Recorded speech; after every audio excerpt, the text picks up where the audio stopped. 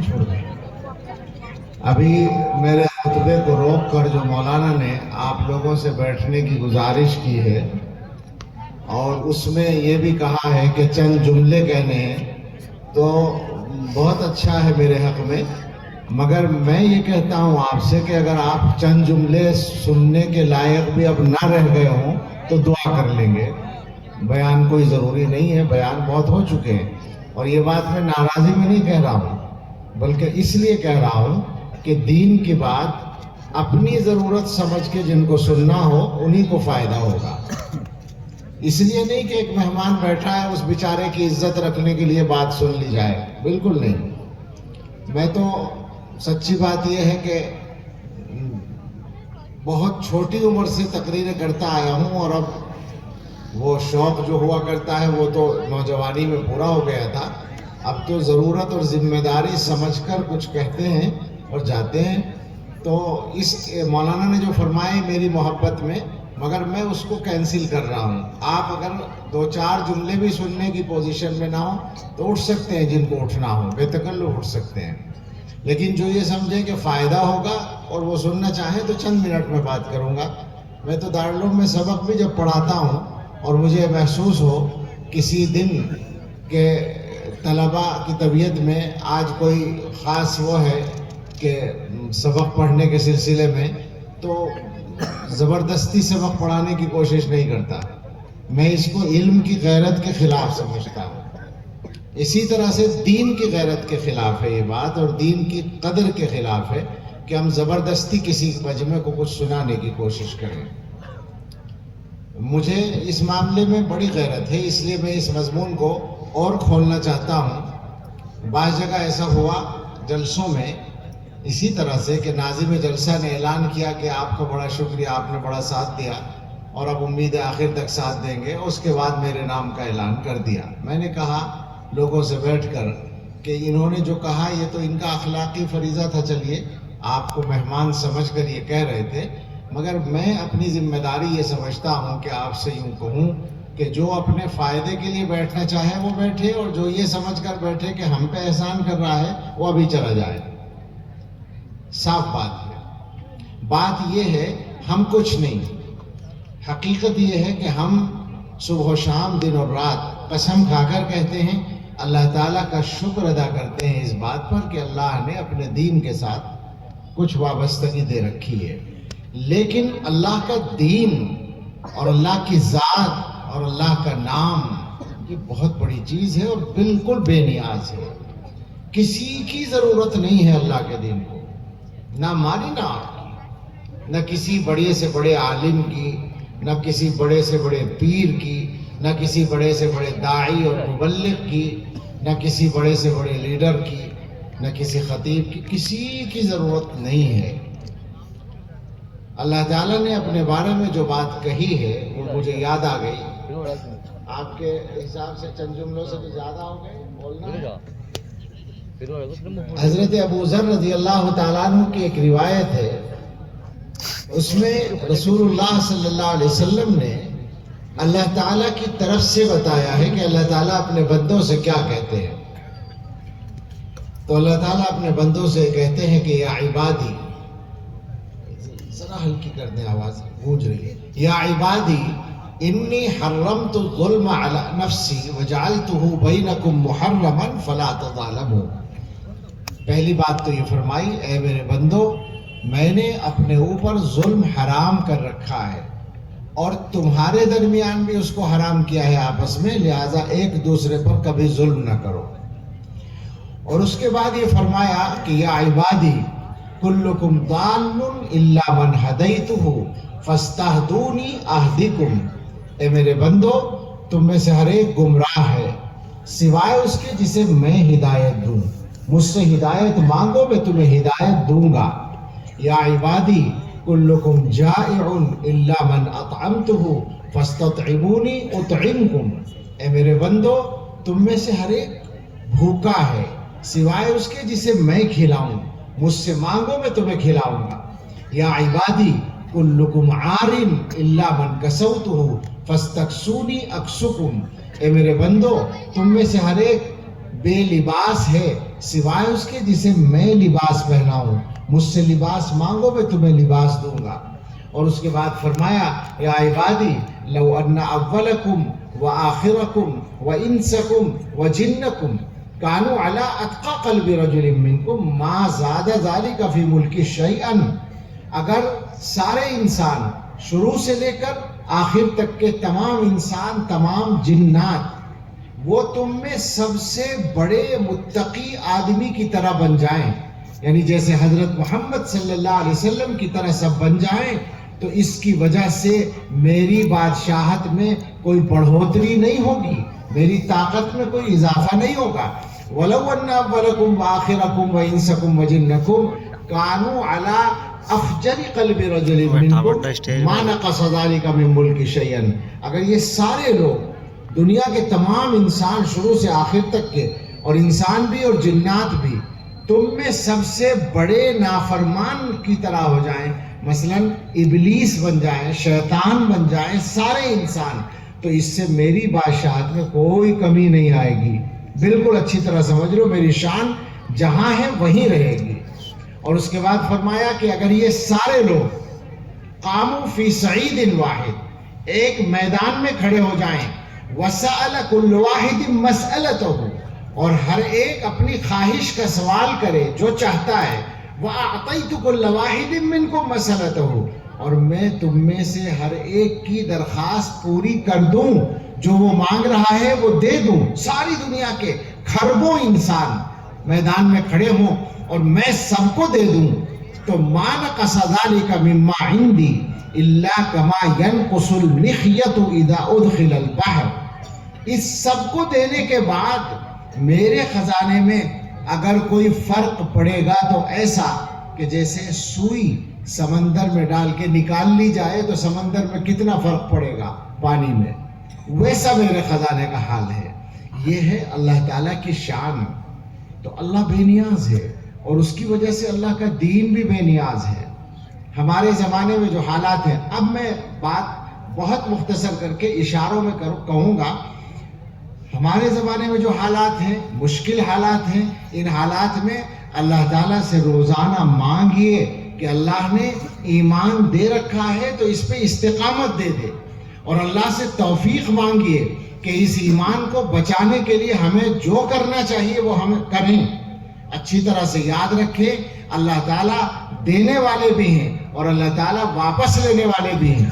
ڈرنے کی ضرورت ہے اللہ سے، اور یہ بات بھی یاد رکھیں کہ اس زمانے میں شیطان کے جو کارندے ہیں، دشمنان اسلام جو ہیں، امریکہ سے لے کر ہندوستان تک ان کی جتنی طاقتیں ہیں، وہ سب اس محنت میں لگی ہیں کہ آپ کے اور ہمارے دلوں سے ایمان کو خرش دیں اور ہماری اگلی نسلوں کو ایمان سے محروم کر دیں۔ اس کے لیے انہوں نے پلان ہی نہیں بنائے ہیں، باقاعدہ ان کو نافذ کر دیا ہے اپنے منصوبوں کو۔ اشارہ کر دوں، جو پڑھے لکھے لوگ ان کو پتا ہے ہندوستان کی جو ایجوکیشن پالیسی ہے، نیو ایجوکیشن پالیسی، اس میں کیا ہے؟ اس کا حال یہ ہے کہ اس کے مطابق بچہ جب اسکول سے پڑھ کے آئے گا تو مجھے ڈر لگتا ہے کہ روزانہ ماں باپ کو ضرورت پڑے گی کہ بچے کو کلمہ پڑھوا دیں کہ پتہ نہیں اسکول میں اس کا ایمان بچا یا گیا۔ ایسی صورتحال ہو چکی ہے۔ ان حالات میں مسلمان اپنی پرانی غفلتوں کے ساتھ زندگی گزار رہے ہیں۔ سب سے زیادہ ڈر اس بات سے لگتا ہے۔ ہم آپ کے سامنے، ہم بہت گناہگار چھوٹے سے آدمی اللہ کے بھروسے پر ایک بات کہتے ہیں کہ دنیا کے حالات سے ڈر نہیں لگتا، دنیا کی طاقتوں سے ڈر نہیں لگتا، اور جو کچھ اس وقت ہمارے بھائیوں کے ساتھ فلسطین میں ہو رہا ہے، وہ ایمان کے جیالے قربانی دے رہے ہیں، اس سے بھی ہمیں ڈر نہیں لگتا۔ وہ تو انشاءاللہ ان کے حق میں اور پوری امت کے حق میں خیر ہوگی انشاءاللہ، لیکن ڈر جو لگتا ہے وہ اپنی غفلت سے لگتا ہے۔ ان ساری قیامتوں کے ساتھ ہم اپنی پرانی غفلتوں میں پڑے ہوئے ہیں، اس سے ڈر لگتا ہے۔ سارے حالات آ چکے ہیں، سب کے سامنے ہیں، لیکن کیا آپ نے دیکھا ہے مسجدوں میں نمازیوں کی تعداد کچھ بڑھی ہے؟ کچھ لوگوں نے یہ سوچا کہ ان حالات میں ہمیں کم سے کم نمازی بن جانا چاہیے، ایسا کچھ ہوا ہے؟ کچھ لوگوں نے یہ سوچا کہ اب تک ہم نے قرآن نہیں پڑھا تھا، ہمیں قرآن پڑھ لینا چاہیے۔ کچھ لوگوں نے یہ سوچا کہ اتنے مشکل حالات چل رہے ہیں، ہمیں اپنی شادیاں ہی ٹھیک کر لینی چاہیے، شادیاں سادگی کے ساتھ کر لینی چاہیے. سوچا کچھ لوگوں نے، کیا کچھ لوگوں نے یہ سوچا کہ ہماری زندگی میں جو جو گناہ چل رہے ہیں ان گناہوں کو سے ہم اپنا پیچھا چھڑانے کی کوشش کریں؟ کچھ ہوا ہے ایسا؟ آپ غور کر کے سوچیں، بتائیں معاشرے کا حال کیا ہے. کیا ہمارے مسلمان بھائیوں نے حلال کمانے کی کوئی فکر شروع کی؟ جن مسلمانوں کو یہ بتایا گیا تھا کہ اللہ کے رسول صلی اللہ علیہ وسلم نے سود لینے والے پر، دینے والے پر، کھانے والے پر، کھلانے والے پر، لکھنے والے پر، سب پر لعنت کی ہے، ان مسلمانوں کی کوئی آبادی ایسی نہیں ہے. یہ کمزور بندہ آپ سے بتا رہا ہے کہ اس ہندوستان کے مختلف صوبوں میں، مختلف شہروں میں، چھوٹے چھوٹے قصبوں میں اور گاؤں میں جا کر میں نے خود پوچھا ہے، جہاں جہاں جانا ہوا ہے، کہ یہاں سودی قرضہ تو نہیں ہے مسلمانوں پر، تو مجھے کہیں بھی نہیں میں جواب نہیں ملا. ہر جگہ یہ ملا کہ مسلمان سودی قرضے میں بندھے پڑے. مجھے بتائیں، اللہ کے نبی صلی اللہ علیہ وسلم کے اوپر یقین ہے یا نہیں؟ حضور اگر کسی پہ لعنت بھیجیں گے وہ پہنچے گی یا نہیں پہنچے گی؟ حضور نے سود دینے والے پر بھی لعنت کر رکھی ہے. کیوں بنے ہوئے ہیں سود دینے والے؟ وہ لعنت پہنچ رہی ہے یا نہیں مجھے بتائیں. لعنت کا مطلب جانتے ہیں؟ اللہ کی رحمت سے دوری. حضور علیہ الصلوۃ والسلام نے بتایا کہ اللہ تعالیٰ نے نشہ کرنے والے، شراب پینے کے سلسلے میں 10 لوگوں پہ لعنت کر رکھی ہے. پینے والے پر، پلانے والے پر، نچوڑنے والے پر، نچڑوانے والے پر، بیچنے والے پر، خریدنے والے پر، اٹھا کے لانے والے پر، جس کے لیے اٹھائی جائے اس پر. کتنے لوگوں پر حضور نے صرف نشے کی وجہ سے لعنت کی ہے. مسلمانوں کو آتی ہے کچھ شرم؟ یہ سوچتے ہیں کبھی کہ ہم اپنی زندگی کو بدلیں اور اپنی زندگی سے نشے کو دور کریں؟ کیا سیدھے جہنم میں جانے کا ارادہ ہے؟ معاف کیجئے گا، میں آپ کو کوئی گالی نہیں دے رہا، بد دعا نہیں دے رہا، میں آپ سے بڑا گناہ گار ہوں، لیکن کہنے کی ذمہ داری ہے. تو کیا سوچ رکھا ہے آخر ہم لوگوں نے؟ نشہ، جوا، سٹا، سودی قرضے بالکل عام ہیں، بالکل عام ہیں. میں قسم کھا کر بتاتا ہوں کہ ابھی ایک جگہ بھی مجھے ایسی نہیں ملی جہاں میں نے پوچھا ہو اور لوگوں نے کہا ہو کہ یہاں نہیں ہے سودی قرضہ، یہاں نہیں ہے نشہ مسلمانوں میں. کیا ہو رہا ہے آخر؟ بدلنے کی کوشش کریں. آپ کا جلسہ بہت بڑا ہوا، میں مبارکباد بھی دیتا ہوں. مجھے خوشی ہوئی کہ تقریباً 11:30 تک یہ اتنا بڑا مجمع جمع رہا.